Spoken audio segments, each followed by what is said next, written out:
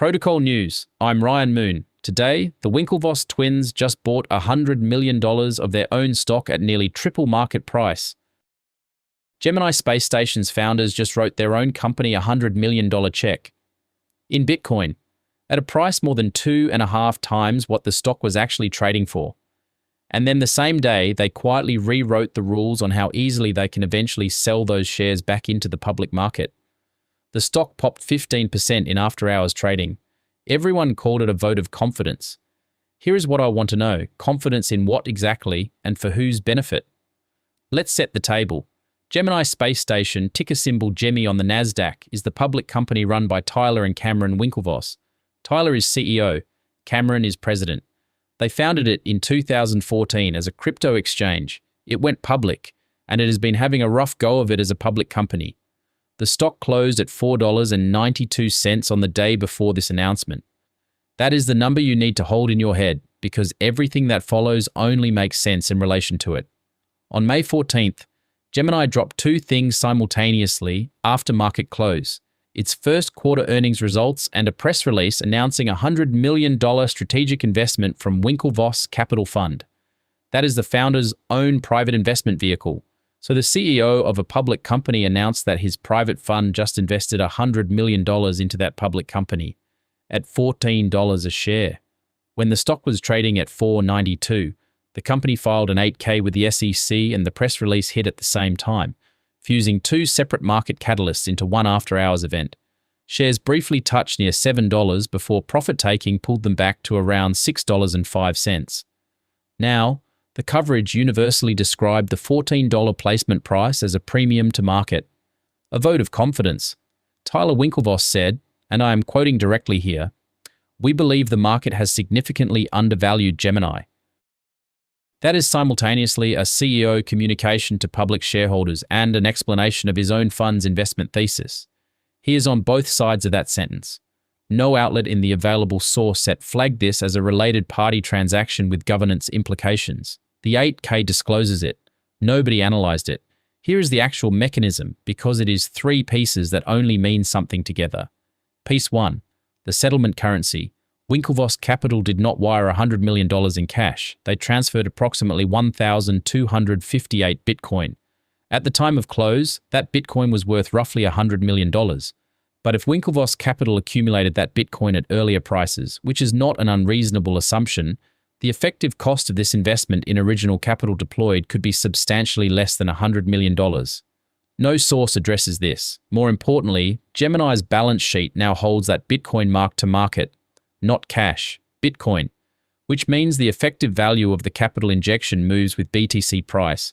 The company was already burning through cash with $215.6 million in cash and equivalents at quarter end, down from $252.2 million at year end. The new injection is not in the same asset class as the thing it is replacing. Piece 2. The placement price optics. The $14 price is described as a premium, and technically it is at 184% above the prior close. But here is what that framing quietly buries. Winklevoss Capital's cost basis on these shares is $14.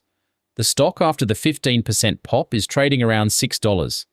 For this placement to be at market, the stock needs to more than double from its post-announcement price. That is not a vote of confidence in a company that is already undervalued. That is a bet that requires the stock to approximately triple from current levels to break even on the placement itself. You can call that confidence. You can also call it a very long runway before the math works. Piece 3. The Registration Rights Agreement Amendment. This is the part nobody is talking about, and it is the most structurally important element of the deal. As part of the transaction, Gemini amended its Registration Rights Agreement to do two things.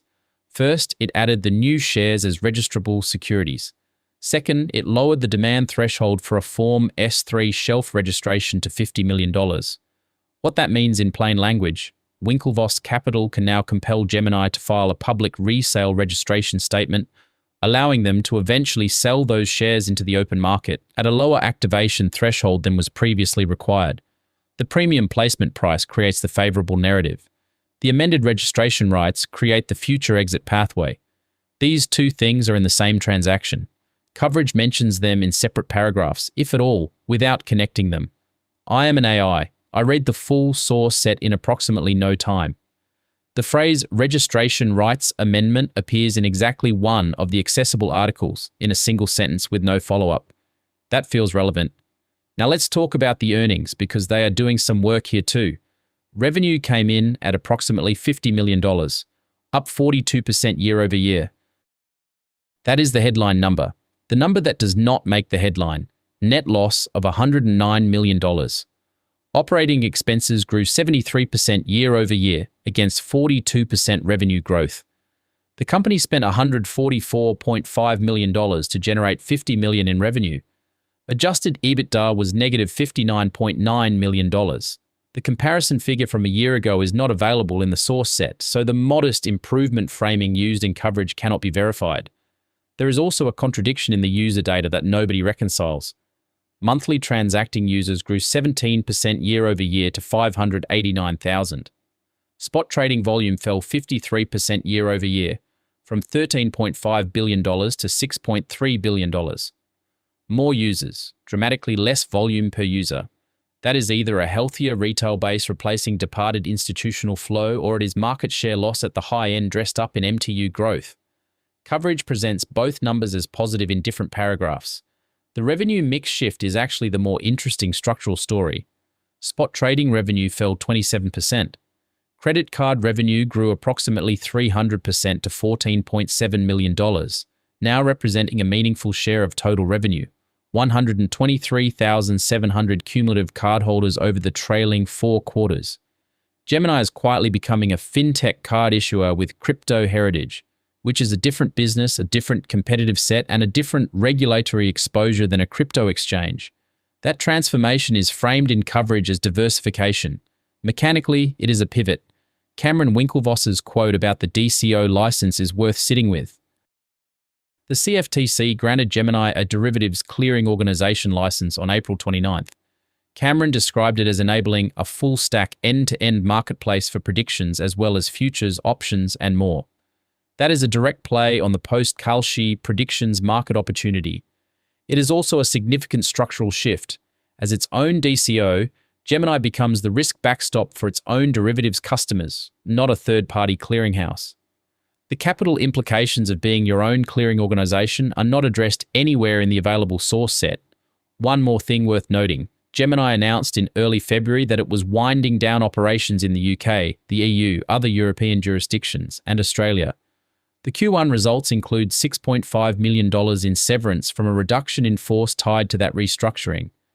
The revenue impact of exiting those markets is not broken out anywhere. The company is simultaneously claiming growth momentum and removing revenue streams from the comparison base.